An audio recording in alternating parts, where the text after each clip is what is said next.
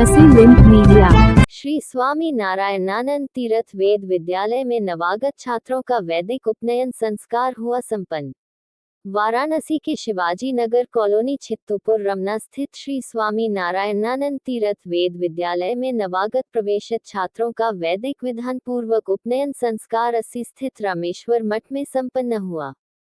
ये संस्कार वेदाध्ययन हेतु प्रथम एवं अनिवार्य संस्कार माना जाता है, जिसके माध्यम से बालकों का प्रवेश ब्रह्मचर्याश्रम में वेदाध्ययन हेतु होता है। विद्यालय के उपाध्यक्ष विद्या वाचस्पति डॉक्टर दिव्यचेतन ब्रह्मचारी जी महाराज ने इस अवसर पर छात्रों को आशीर्वचन देते हुए कहा कि उपनयन केवल संस्कार ही नहीं अपितु एक वैदिक जीवन शैली का प्रारंभ है।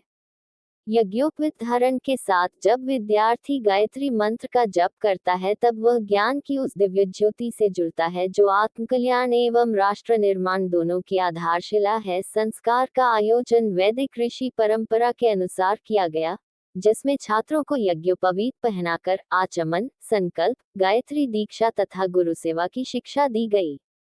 विद्यालय के सचिव डॉक्टर रंगनाथ त्रिपाठी ने कहा कि ऋषि कुमारों को वेद विद्या में निष्णात बनाना ही इस संस्था का प्रमुख ध्येय है। उपनयन संस्कार द्वारा ही द्विजत्व की प्राप्ति होती है, जिससे बटुक अपने आचार्य के अंतवासी के रूप में रहकर विद्याभ्यास करता है। आचार्य गणों ने विधिपूर्वक वैदिक मंत्रोच्चारण के साथ सभी संस्कारात्मक विधान संपन्न कराए। विद्यालय के कोषाध्यक्ष डॉक्टर कृष्ण कुमार शर्मा ने नवदीक्षित ब्रह्मचारियों को शुभाशीष देते हुए उनके उज्जवल भविष्य की कामना की, साथ ही यह भी कहा कि इस प्रकार के संस्कार आज की युवा पीढ़ी को भारतीय ज्ञान परंपरा से जोड़ने का सशक्त माध्यम है, जिनका संवर्धन हमारी सांस्कृतिक जिम्मेदारी है। उक्त अवसर पर आचार्य अमित पांडेय, श्रीनिवास इनामदार, सुरेश शर्मा, विपुल शुक्ला, योगेश तिवारी, अशोक कुमार पांडे, अजय कुमार अवस्थी, अवनीत द्विवेदी, दुष्यंत मिश्रा इत्यादि आचार्यों के सन्निधान में समस्त आयोजन संपन्न हुआ। मेरा नाम आचार्य अमित कुमार पांडे है। क्या कहेंगे, किस तरह का आज संस्कार किया जा रहा है, कौन कौन से संस्कार हो रहे हैं? ये हम लोग जो है यज्ञोपवीत संस्कार कर रहे हैं। यज्ञोपवीत संस्कार करने के बाद ही हम लोग को वेद पढ़ने का, वेदारंभ करने का यह हम लोग का अवसर प्राप्त होता है। जब तक यज्ञोपवीत संस्कार नहीं होता है, तब तक हम लोग वेद नहीं पढ़ सकते। वेद अध्ययन करने का जो नियम है यज्ञोपवीत संस्कार के बाद ही है। हमारे जो संरक्षक हैं श्री लखन स्वरूप ब्रह्मचारी जी, जो विद्यालय के संरक्षक हैं, श्री स्वामी नारायण तीर्थ वेद विद्यालय 80 वाराणसी के संरक्षक हैं, उनके संरक्षणत्व में महाराज जी के आशीर्वाद से ये सारा कार्य संपन्न हो रहा है। सर्वजन हिताय सर्वजन सुखाय, सर्वे भवन्तु सुखिनः, सर्वे सन्तु निरामया, सर्वे भद्राणि पश्यन्तु, माँ कश्चित् दुख भाग भवेत्। सभी प्रकार के जितने भी लोग हैं, सबको मिलकर, सबको एक साथ लेकर ये हम लोग कार्यक्रम कर रहे हैं। कितने बच्चों को आज किया गया है? आज जो यज्ञोपवीत संस्कार है, अभी तक जो संख्या है 35 बच्चों का संख्या है।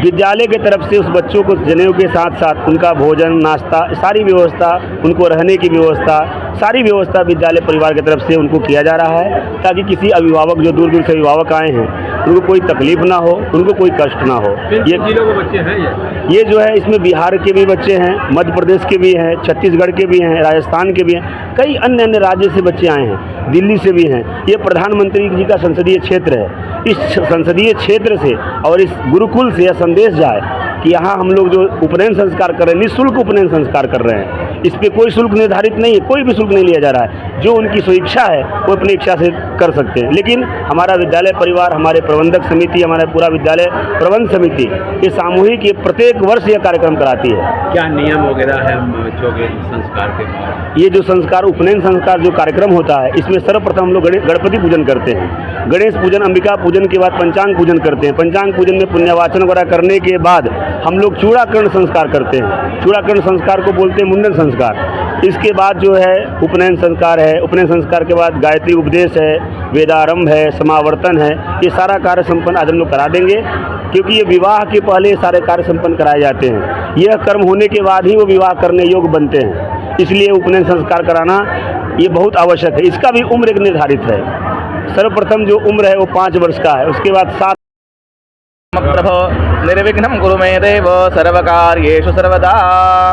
यह आज आप रामेश्वर मठ में उपस्थित है और यहाँ पे उपनयन संस्कार हो रहा है और मैं रामेश्वर मठ में अध्यापक के स्थान पर कार्यरत हूँ एवं इस उपनयन संस्कार के लिए मुझे इस उपनयन संस्कार का आचार्य नियुक्त किया हुआ है और सवेरे 7 बजे से कार्य प्रारंभ हुआ है और अभी भी यह कार्य चल रहा है। आप लोग देख रहे होंगे कि बालक, छोटे छोटे बालक जो है बटुक स्वरूप में अभी उपस्थित है, तो इनका क्षौर कर्म इत्यादि करने के बाद यज्ञोपवीत संस्कार होगा। यज्ञोपवीत संस्कार इसलिए किया जाता है कि बालक को श्रौत स्मार्त कर्म करने के लिए अधिकार मिलता है एवं वेद का अध्ययन करने का अधिकार प्राप्त होता है।